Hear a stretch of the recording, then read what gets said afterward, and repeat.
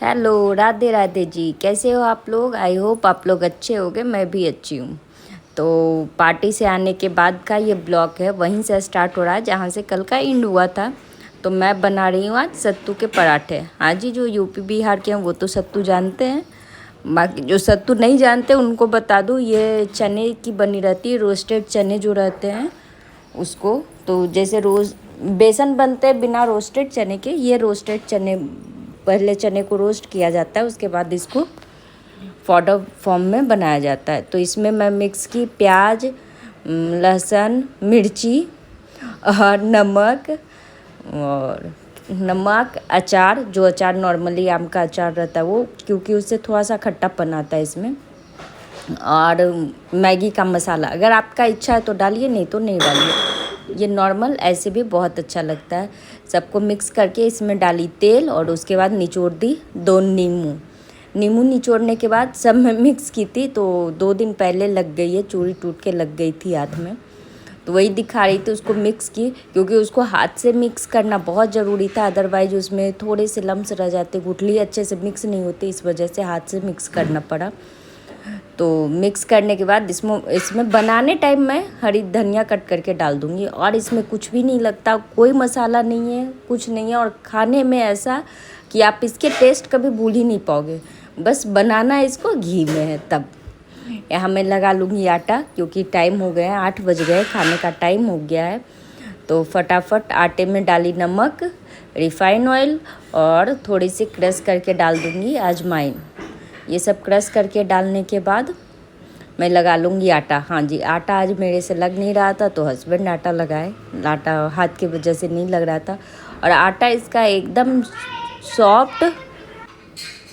एकदम सॉफ्ट लगाएं, जिससे वो रबर की तरह खींचे। मतलब आटा गूँथने के बाद उसको थोड़ी देर पटके, या फिर उसको रहने दे, या जैसे होता है ना थोड़ा सा गीलापन, उसको बहुत आप गूँथिए तब जाके वो सॉफ्ट आटे होते हैं। उस टाइप का आटा बनाने के बाद ये फटता नहीं है, इधर उधर से निकलता नहीं है स्टफिंग। और मैं देखिए आराम से इसको गोल गोल करके बना के पहले स्टफिंग भर के रख लूँगी, बाद में बेलूँगी।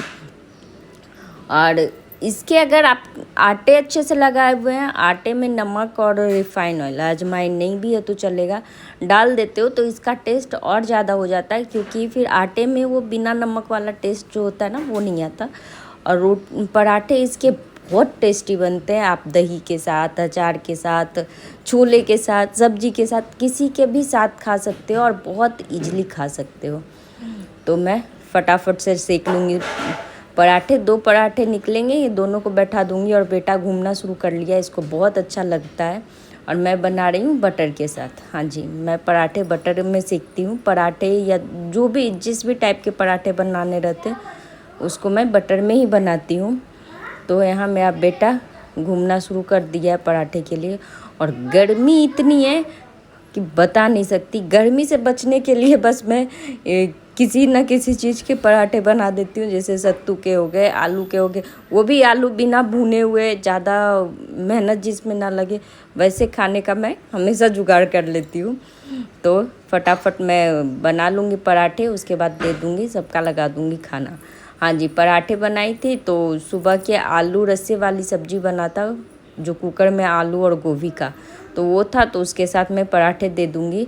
और ये पराठे एकदम फूले फूले से बने हुए हैं। आप लोग देखिए कितने फूले हैं, मतलब कहीं से नहीं फटा है।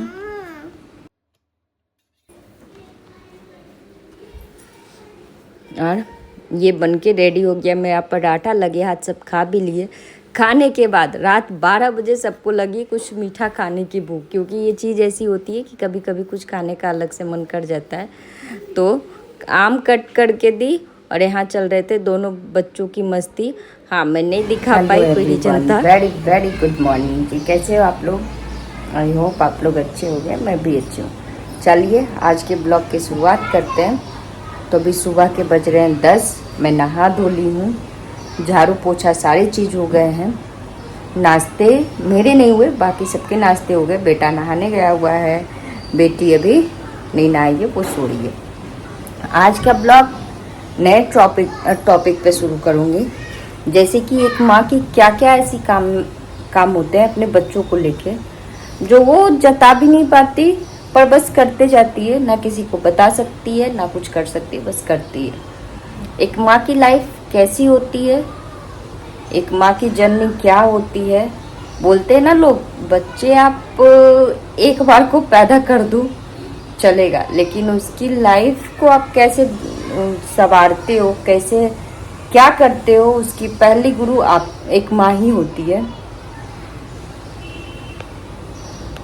एक माँ ही होती है उसकी पहली गुरु। तो वो पहली गुरु क्या कुछ करती है, पहले तो शुरुआत आज यहाँ से करेंगे।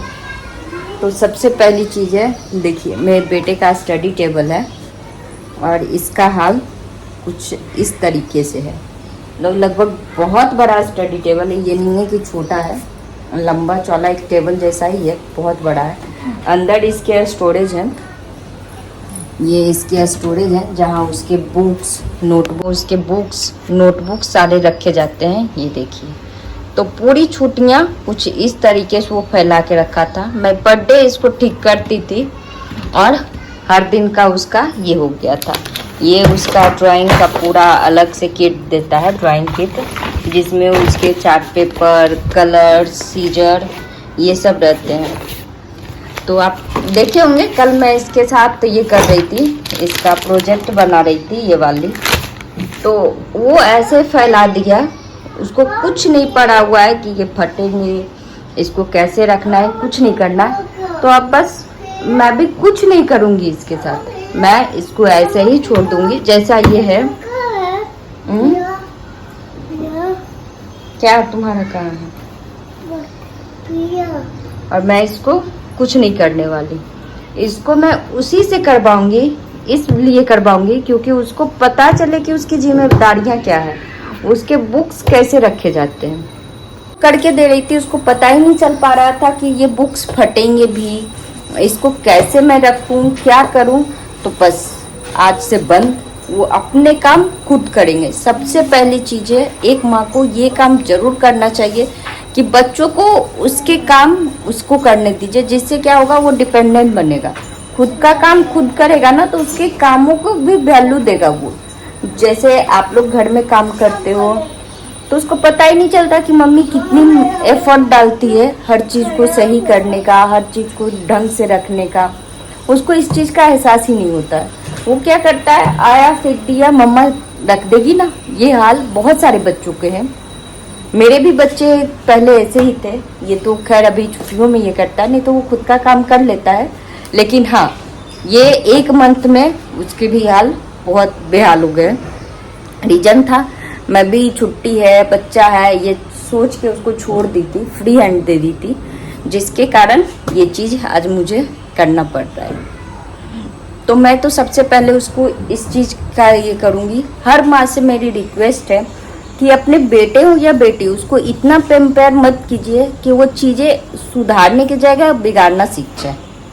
आप पेरेंट्स हो, आपकी पेरेंटिंग ऐसी होनी चाहिए ना कि बच्चे खुद ब खुद चीज़ें सीखे, आपको देख के सीखे, दूसरे को देख के वो चीज़ें कैच करे कि दूसरा कैसे कर लेता है अपना चीज़, मैं भी करूँ।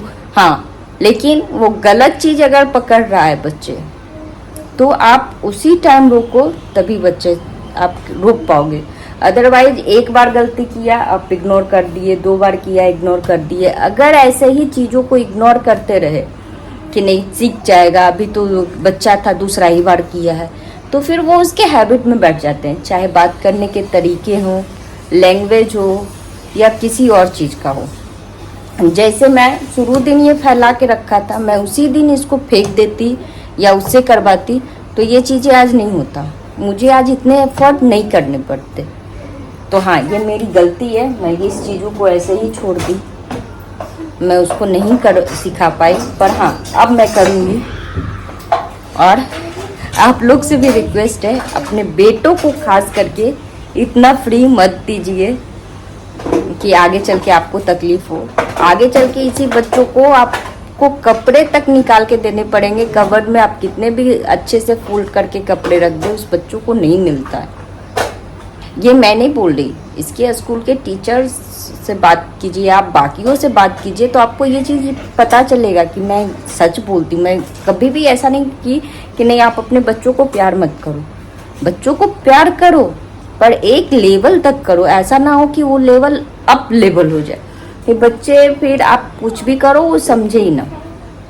तो मैं सुधर रही हूँ, कोशिश करूँगी आप लोग को दिखाऊं कि हाँ चीज़ें मैं सही थी, या आप खुद भी ट्राई करके देख सकते हो तो वो चीज़ें पता चलेगी। बाहर का कल्चर ऐसा है कि वो खुद से नहीं सीख पाते हैं बच्चे, अपने से बड़ों को नहीं देखते हैं करते हुए।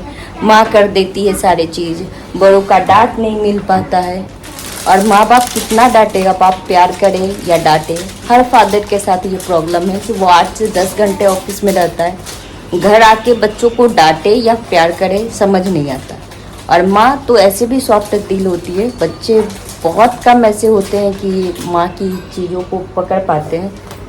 तो देख लीजिए, मैं आपको बता रही थी तब तक ये समझ गया कि इसी के ऊपर बम फूटने वाला है।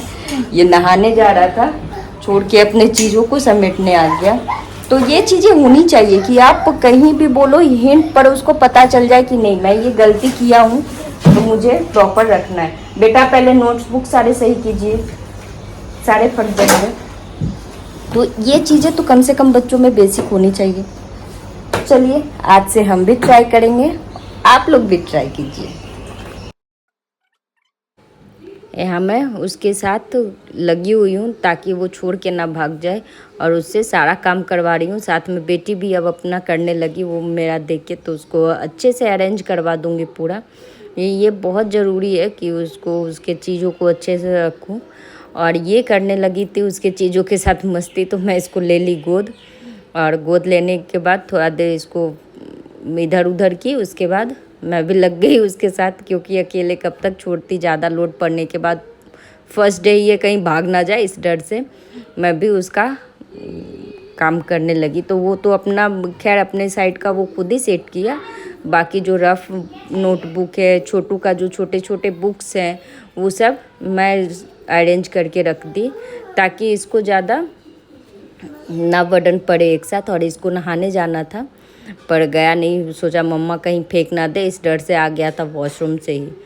तो मैं वो इसी के कारण सोची कि नहीं मैं कर देती हूँ थोड़ा बहुत। और मेरा भी काम बहुत फैला हुआ है, पूरा बेड मतलब वो कपड़े से फैले हुए हैं, कपड़े भी फोल्ड करने थे। इस वजह से भी मैं थोड़ा सा इसके साथ लग गई कि ये जल्दी जल्दी हो जाए, फिर मैं दूसरा काम करूँ।